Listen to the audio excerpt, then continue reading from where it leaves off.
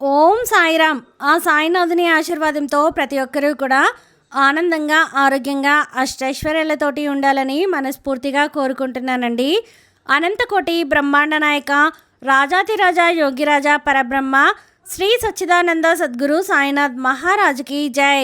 ఈరోజు బాబాగారు మన కోసం అందించినటువంటి సందేశం ఏంటి అంటే, తల్లి, ఇది నీ జీవితానికి చివరి మలుపు.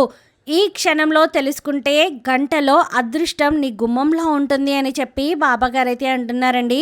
మరి బాబాగారు మనతో ఏ అదృష్టం గురించి చెప్పాలి అనుకుంటున్నారో, ఏ అదృష్టాన్ని మనకు అందివ్వబోతున్నారో తెలుసుకోవాలి అంటే వీడియోని చివరి వరకు స్కిప్ చేయకుండా చూడండి.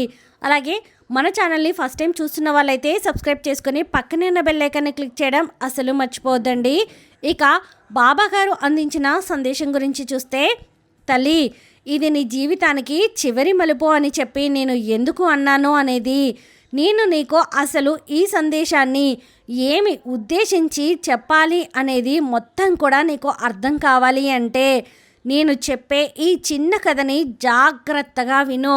ఈ కథలోనే నీకు పూర్తిగా వివరంగా నీకు అర్థమయ్యే రీతిలో చక్కగా నీకు జ్ఞానోదయం అవుతుంది అని చెప్పి బాబాగారు మనకు ఒక చిన్న కథని వినిపించబోతున్నారు.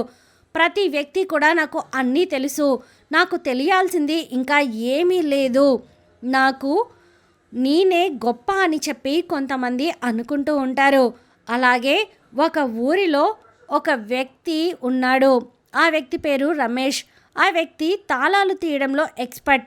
తాళాలు అంటే ఇప్పుడు ఇంటికి వేసే తాళం చెవులు ఉంటాయి కదా, మనం ఎప్పుడైనా బయటికి వెళ్ళేటప్పుడు ఇంటికి తాళం వేసుకుంటాం కదా, అయితే ఆ తాళాలు ఎప్పుడన్నా తాళం చెవిపోతే ఆ తాళం అనేది చాలా సునాయాసంగా అతడు చిన్న చిన్న ట్రిక్స్ని ఉపయోగించి, అంటే పిన్నీసులు, పక్క పిన్నీసులు, ఒక్కొక్కసారి ఆ తాళం కప్పు ఉంటుంది కదా, దాన్ని కొంచెం చేతితోటి క్రాస్ చేసి, అంటే దాని మీద ఒక దెబ్బ వేసి అలా ఈజీగా సునాయాసంగా తాళాలు అనేవి తీస్తూ ఉంటాడు. ఆ ఊరిలో రమేష్ కంటూ ఒక పేరుంది. అబ్బో, వీడు ఏ తాళమైనా కానీ తీసేస్తాడు. బీరువా తాళాలైనా కానీ, లేకపోతే ఇంటి తాళాలైనా కానీ, లేకపోతే ఏదైనా మరొక బండి తాళమైనా కానీ, ఏవైనా సరే చాలా ఈజీగా తీసేస్తాడు అని చెప్పి అతనికంటూ ఒక ప్రత్యేకమైన పేరుందనమాట. అయితే ఆ ఊరిలోనే ఒకరోజు ఒక ప్రోగ్రాం అనేది కండక్ట్ చేశారు. ఆ ప్రోగ్రాంలో చిన్న చిన్న పోటీలు అనేవి పెడతారన్నమాట. పోటీలలో ఈ యొక్క రమేష్ అనే వ్యక్తి కూడా పాల్గొనాలి అని చెప్పి అనుకున్నాడు. ఇంతకీ పోటీ ఏంటి అంటే కనుక ఒక స్విమ్మింగ్ పూల్. అది కొన్ని అడుగుల లోతు ఉంటుందన్నమాట. ఆ స్విమ్మింగ్ పూల్లో ఒక ఇనుప బాక్స్, అంటే ఆ బాక్స్ ఏ విధంగా ఉంటుంది అంటే కనుక మనకి ఒక పంజరం ఉంటుంది కదా, ఆ చిలక పంజరం 4 వైపులా ఉండి ఖాళీ ఉంటుంది, నెట్ ఉంటుంది కదా, అలా చిలక పంజరం లాగా ఉంటుందన్నమాట. అందులో నుంచి గాలి పోతుంది, వెలుతురు పోతుంది, నీరు పోతుంది, అలా ఒక పంజరమనలాగా ఉంటుంది. ఆ ద్వారానికి తాళం వేస్తారు. అయితే ఆ తాళం వేసిన వెంటనే, అంటే ఆ యొక్క ద్వారం లోపల నుంచి మనిషిని పంపించి బయట తాళం పెట్టేస్తారు. ఆ వలని, అంటే ఆ యొక్క పంజరాన్ని ఆ మనిషితో పాటుగా నీటిలో దించేస్తారనమాట. ఎవరైతే ముందుగా తాళాన్ని తీసి బయటకు వస్తారో వారికి 30,000 రూపాయల బహుమతి అనేది ఉంటుందన్నమాట. అయితే ఇక ప్రతి ఒక్కరూ కూడా రమేష్ గెలుస్తాడు అని చెప్పి అనుకుంటూ ఉంటారు. ఇక పోటీ మొదలవుతుంది. రమేష్ అయితే ఆ తాళం తీయడానికి ఎన్నో ప్రయత్నాలు చేస్తూ ఉంటాడు. ఆ తాళం ఎలా వస్తుందా అని చెప్పి రకరకాల ప్రయత్నాలు చేస్తూ ఉంటాడు. ఎటు నుంచి ఆ యొక్క ద్వారం ఓపెన్ అవుతుందా, ఎలా బయటికి రావాలి అని చెప్పి ఎన్నో రకాలుగా ప్రయత్నిస్తూ ఉంటాడు.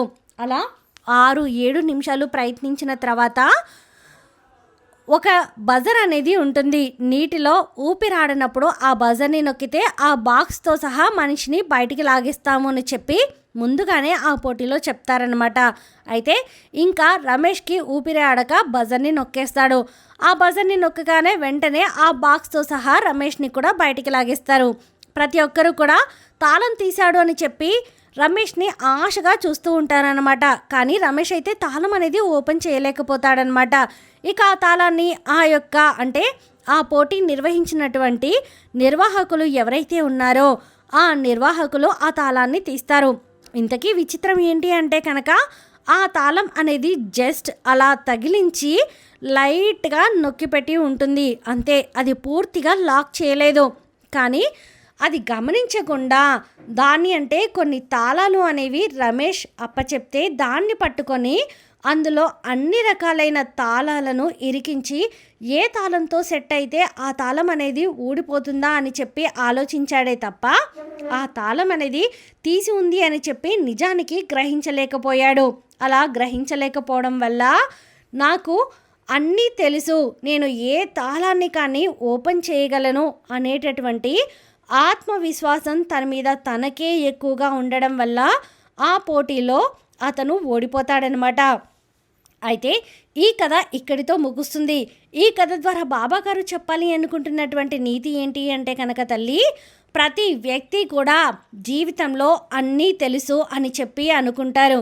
ఉదాహరణకి ఇప్పుడు నేను నీ గురించే చెప్తున్నాను, నువ్వు కూడా నాకు అన్నీ తెలుసు, నేనే చాలా తెలివైన దాన్ని లేదా నేనే చాలా తెలివైన వాడిని, నాకు తెలియనిది అంటూ ఏది లేదు, నేను ఎవరికి ఏ సమాధానం చెప్పాలో, ఎవరికి దూరంగా ఉండాలో, ఎవరిని ఎక్కడ పెట్టాలో, ఎలా ఉంచాలో అన్నీ నాకు తెలుసు అని చెప్పి అనుకుంటూ ఉంటారు.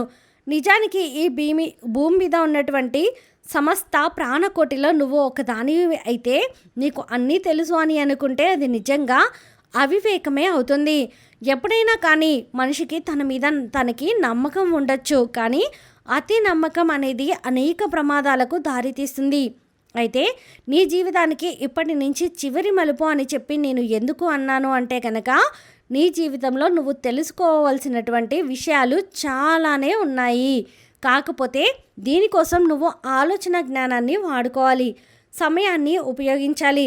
ఒక వ్యక్తితోటి నువ్వు మాట్లాడేటప్పుడు ఏం మాట్లాడుతున్నావు, ఎలా మాట్లాడుతున్నావు, ఎందుకు మాట్లాడుతున్నావు అని చెప్పి సమయస్ఫూర్తిని ఉపయోగించుకోగలగాలి. నీ మీద నువ్వు జాగ్రత్తను వహించుకోగలగాలి. నీ యొక్క ఆరోగ్యాన్ని నువ్వు సమర్థవంతంగా చూసుకోగలగాలి. అంతేకాని అనవసరమైన విషయాల్లో జోక్యం చేసుకొని నీకున్నటువంటి సమయాన్ని, నీకున్నటువంటి వృత్తిని నిర్లక్ష్యం చేసుకున్నావు అంటే కనుక నీ జీవితంలోకి వచ్చే అదృష్టాలను నువ్వు చేతులారా దూరంగా నెట్టివేసినట్లే అవుతుంది. కాబట్టి ఇప్పటికైనా నీ యొక్క సమయాన్ని ఉపయోగించుకోగలిగితే నా యొక్క గురుబలాన్ని నీకు అందించి నువ్వు జీవితంలో సాధించాలి అనుకున్నటువంటి లక్ష్యం ఏదైతే ఉందో ఆ లక్ష్యానికి నేను తోడుగా ఉండగలుగుతాను. కాబట్టి ఆ లక్ష్యం వైపు దృష్టి పెట్టి అనవసరమైనటువంటి ఆలోచనలు దూరంగా నెట్టేసి జీవితాన్ని ఒక కొత్త మార్గంలో ఎంచుకునే ప్రయత్నం చెయ్యి. అప్పుడే నువ్వు ఏది అనుకుంటే అది నెరవేరిన సమయంలో నీ జీవితంలో అదృష్టాలు నీ గుమ్మంలోకి అడుగు పెడతాయి. ఇది తెలుసుకొని నువ్వు ప్రవర్తించాలి అని చెప్పి బాబాగారైతే మనతో చెప్పాలి అనుకుంటున్నారండి. ఈ వీడియో మీకు నచ్చితే ప్లీజ్ లైక్ చేయండి. మరికొంతమంది సాయి భక్తులకు వీడియోని షేర్ చేయండి. ఫస్ట్ టైం ఛానల్ని చూస్తున్న వాళ్ళు సబ్స్క్రైబ్ చేసుకొని పక్కనే ఉన్న బెల్ ఐకాన్ని క్లిక్ చేయడం అసలు మర్చిపోద్దండి. ఆ సాయినాథుని ఆశీర్వాదంతో ప్రతి ఒక్కరూ కూడా ఆనందంగా, ఆరోగ్యంగా, అష్టైశ్వర్యాలతో ఉండాలని మరొక్కసారి మనస్ఫూర్తిగా కోరుకుంటున్నానండి. సర్వే జనా సుఖినో భవంతు.